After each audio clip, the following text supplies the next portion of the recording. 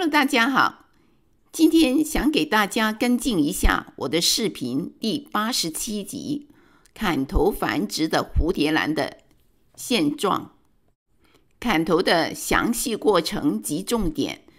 有兴趣的朋友呢，可以回看那一集，我这里就不再重复了。现在你看到的这些根，就是砍下的头，也就是上半部分长出的新根。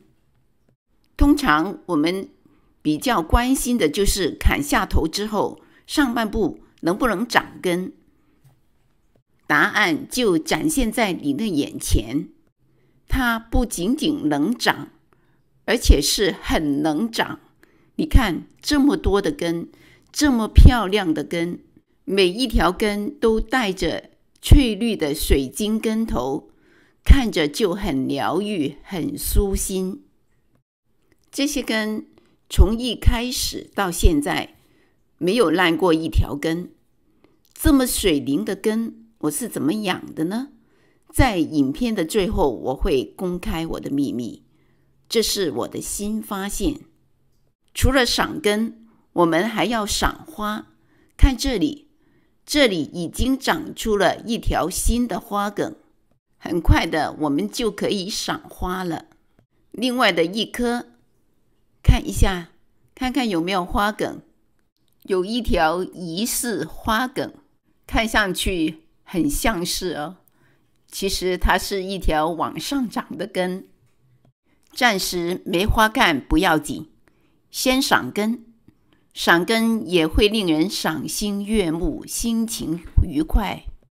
现在我们再来看一下下半部分，这边这一棵长了双花剑，花剑都已经有这么长了。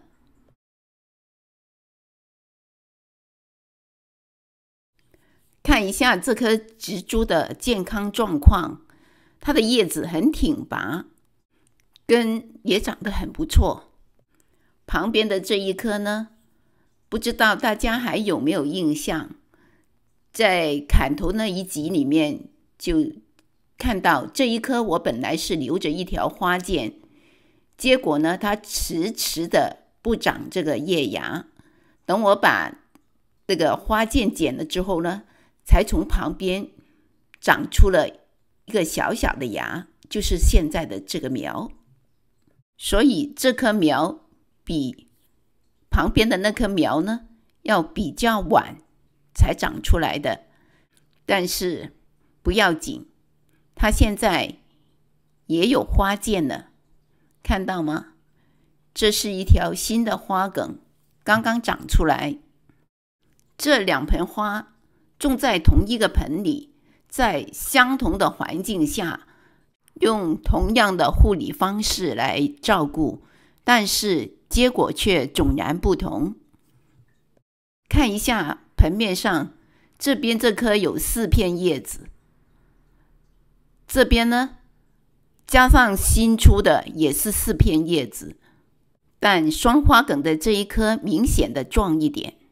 砍头之后对它的根生长有没有影响呢？我们一起来看一下。看盆内的根也长得不错哦，都很健康，还带着水晶根头。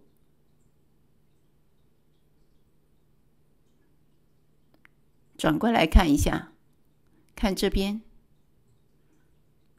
很多的水晶根头，证明这一盆花生长得不错。总结下来，就是比较晚剪那个花梗的那一棵是输在了起跑线上，所以发育也晚了一点。再回过头来看水培的上半部分，水培的这2棵不知道大家还有没有印象，也是有一棵留有花梗，比较后期才把花梗剪掉的。那么这一棵又有没有输在起跑线上呢？看根，这2棵的根都长得不错，但是也是有差别哦。右手边的根比较多一点，左手边的稍微少一点。把它们分开来，一颗一颗慢慢的看。先来看右手边这一颗，这一颗呢，已经很明显的看到有一条新的花剑在这里。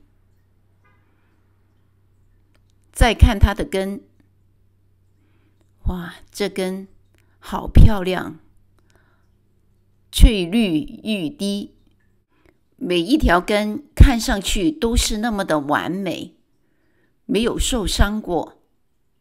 其实有一条根是曾经受伤过的，让我找找看。是有一次我换水的时候，把一条根尖弄断了。对，就是这一条，在这个位置有一个接口，看到吗？在这里根尖断了，但是呢，它继续在这个位置生长。现在呢，这个位置呢，不仔细看的话，都不觉得它曾经断过。其他的根呢，几乎是完美的。看，没有受伤，没有烂根，非常的漂亮。你喜欢吗？这一颗呢，其实就是比较晚剪那个花梗的那一颗，但是呢，它没有输在起跑线上，它长得相当的好。再来看另外的这一颗，这一颗虽然没有刚才那颗长得那么多根，但是呢，也长得很漂亮，没有烂根，每一条根也都是完美的。这一条不是花剑呢，是根，看上去很像花剑。看一下这些根，每一条都是那么的漂亮，美美的。这一颗，它的叶子这里有一个伤口，很好记，它只有3片叶子。对比一下，右边的长得好的这一颗呢，就有4片叶子。叶子比较多的植株就是壮一点，这就是它为什么没有输在起跑线上的原因。所以下一次当你购买蝴蝶兰的时候，要挑选叶子比较多的。看到这，可能有些朋友已经迫不及待，想知道这些根到底怎么养的呀？这些根跟以往我说的水培的方法有一点不同，就是它们不用干根。对，你没听错，它们的根一直泡在水里，没有晾干根的这一过程。这些根从来都没有进过植料，都是新长出来的。刚开始的时候只用清水，没有加任何的肥料在水里，只是在叶面上喷洒均衡肥。等根部长到大概有2寸长的时候，我就开始在水里加一点点的肥。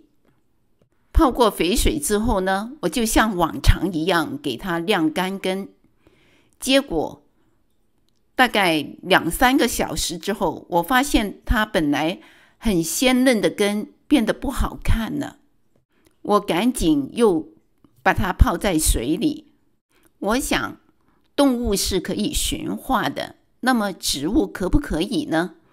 我尝试着去驯化它，我没有再给它干根，但是呢，会非常小心的观察。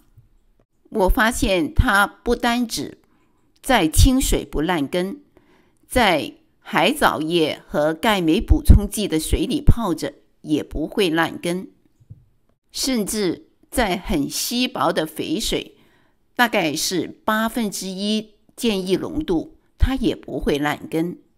还记得我说在这个位置曾经不小心弄断了根尖吗？